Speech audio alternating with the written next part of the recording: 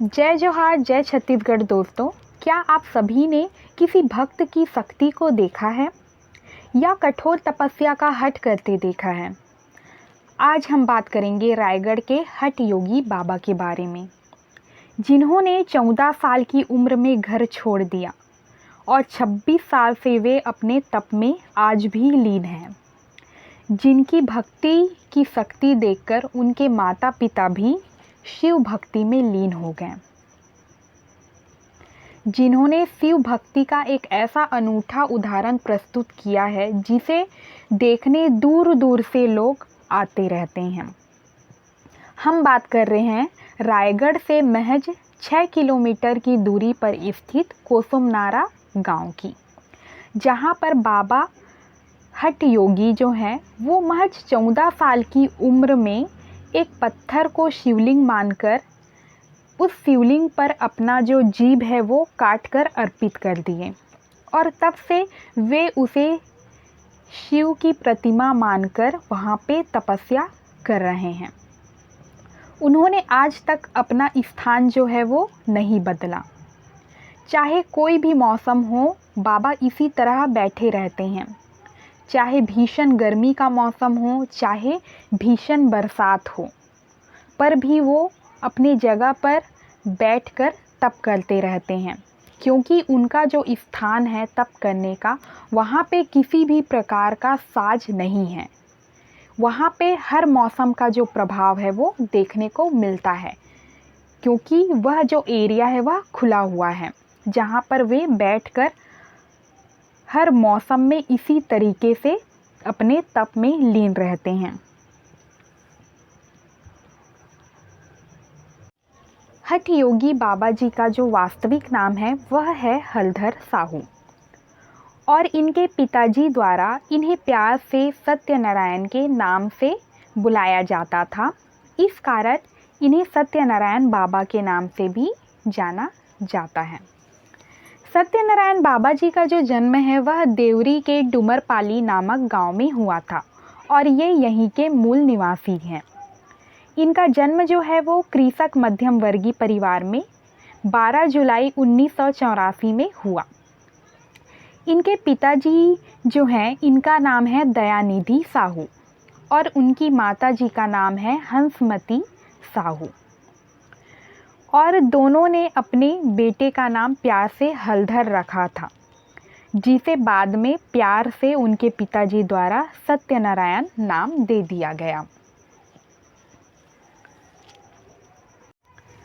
बताया जाता है कि सत्यनारायण जी जो थे वे बचपन से ही शिव भक्त थे और वे एक महान तपस्वी बनना चाहते थे।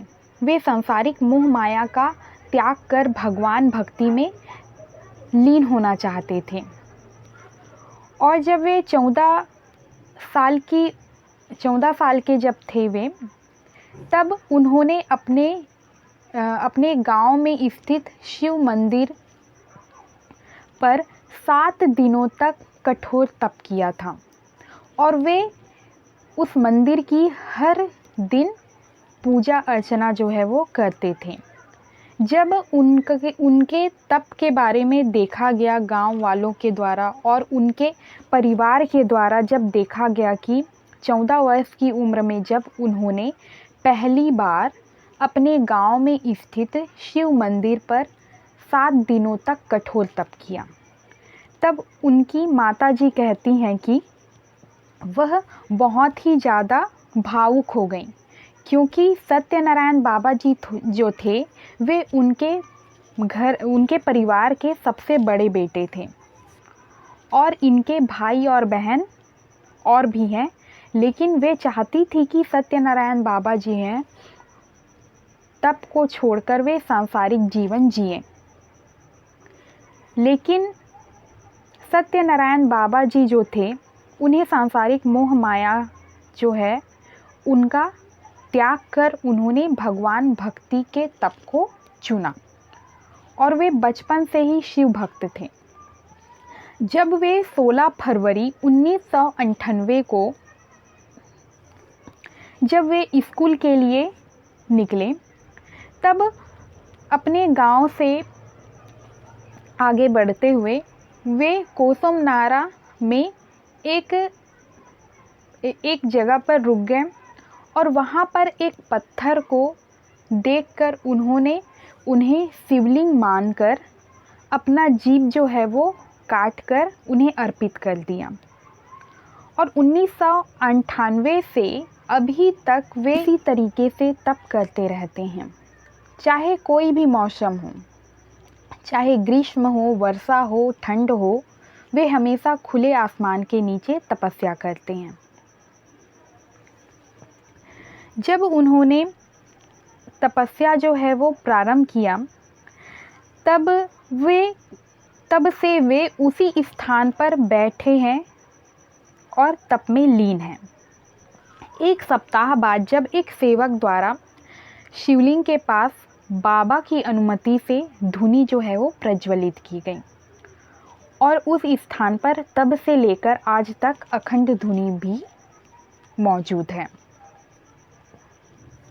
ऐसा कहा जाता है कि पुजारियों द्वारा बताया जाता है कि वे शनिवार को रात 12 बजे से सुबह 5 बजे तक जो है वो बात करते। सत्यनारायण बाबा जी की माता बताती हैं कि उनके 2 बेटे और 1 बेटी हैं, जिसमें से सबसे बड़ा बेटा यानी सत्यनारायण बाबा जो है वो सन्यासी बन गए और छोटा बेटा जो है वो खेती किसानी का कार्य जो है वो करते हैं और परिवार को चलाते हैं।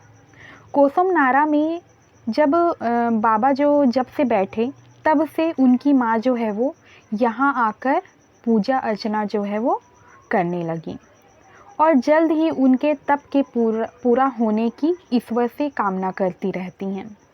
बताती हैं कि हर माँ की तरह वह भी चाहती थी कि उनका बेटा जो है वो सांसारिक जीवन जिए या परिवार चलाए, लेकिन सत्यनारायण बाबा जो थे वे बचपन से ही तपस्वी बनना चाहते थे। वे बचपन से ही उनके अंदर जो है वो सांसारिक मोह माया के प्रति कोई भी लगाव नहीं था और वे बचपन से ही शिव भक्त थे और अपने गांव में स्थित जो